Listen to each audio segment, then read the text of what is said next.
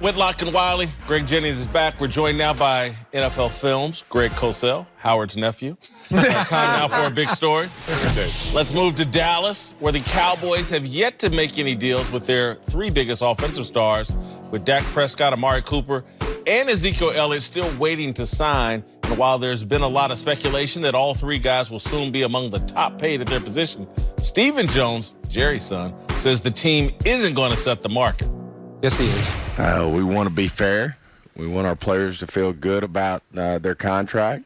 But at the same time, we don't want to do things that are out of line or because we can't afford to be that way. I think whether it's Dak, whether it's Amari, whether it's Zeke, they all understand we've got a whole group of young players coming behind them that want to be Dallas Cowboys and want to stay here. And for us to be able to, when we save money, whether it's with Dak, whether it's with Zeke, whether it's with Amari, it's not saving Jerry and I a dollar.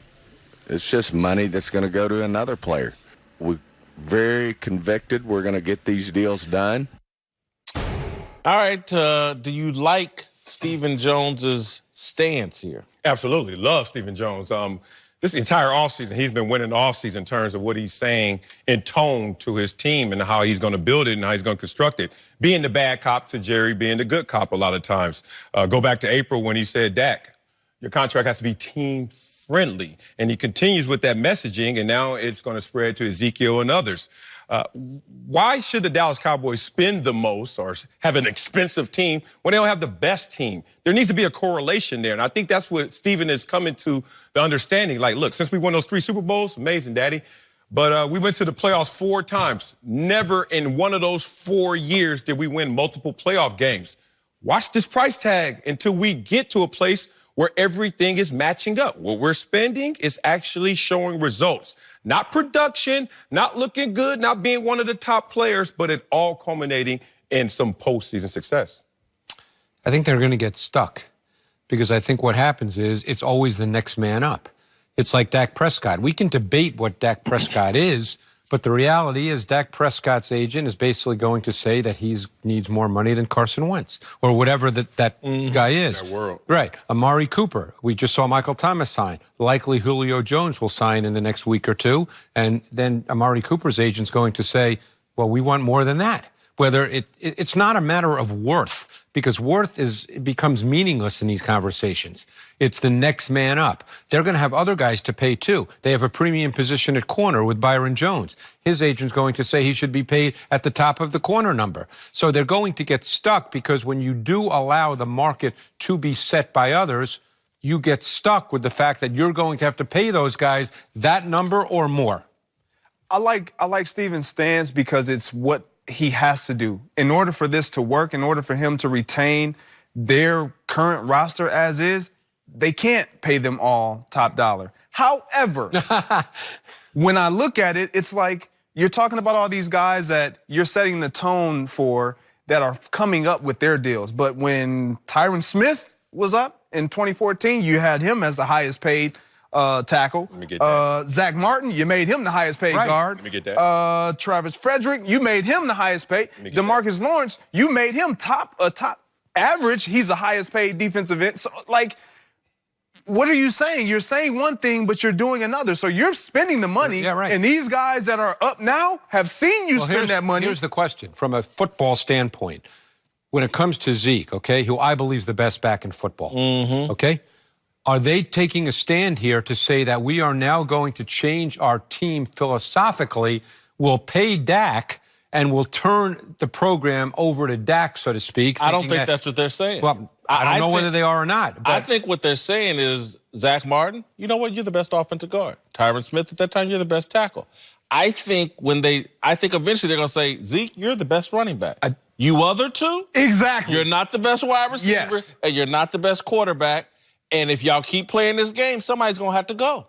That may be the case. I 100% agree with that because they can argue that, and the guys in that locker room, they know. Like, you can't, Amari Cooper, as great as he is, he can't really sit back. He may believe it, but the numbers don't lie. You're not better than Julio. You haven't been better than Antonio Brown, Odell Beckham. You haven't been better than these guys productively, In his case, consistently. the production does not reflect Exactly. the Dak ability. Prescott is the same way. And Right. when we put the numbers next to Dak Prescott, we always want to talk about how many wins. Yes, but that is a collaborative team thing. He's not the only one that's winning those games. Well, particularly since they don't play to him. Exactly. He's not the guy that defines what they are, either offensively or as a team. Well, being the only guy up here who's felt the wrath of Steohen Jones, got cut in Dallas, damn it, it hurt.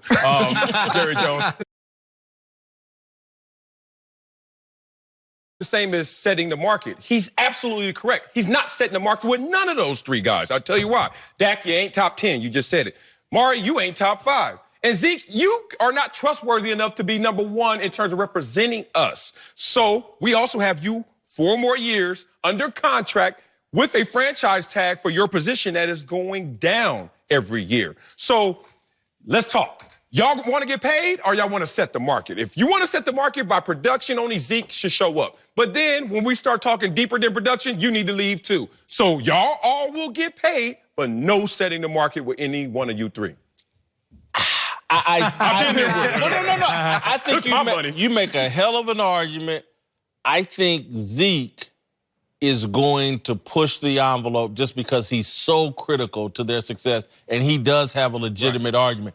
And you're right. I think Steven has that stance, but to me, all of this centers around Dak, and that's why Dak was the first name he said, and he threw the other ones in just because he had to. Clean it up. But basically, he's talking about Dak. Man, Dak is about to jack this team up, and I don't think that's going to play well in that Quarterbacks locker get room. paid. I remember a few years ago, Andy Dalton got big numbers at the time, and everybody said, well, he's not worth it. It was a mistake. Right, and maybe it was a mistake, but quarterbacks get paid. You know that. Yeah, not now. Andy Dalton's cheap. Right, so 18 Dak's million. going to get paid. Yeah. All right, stick around later in the show. We'll give you our approval ratings for Steohen Jones, Jerry's son.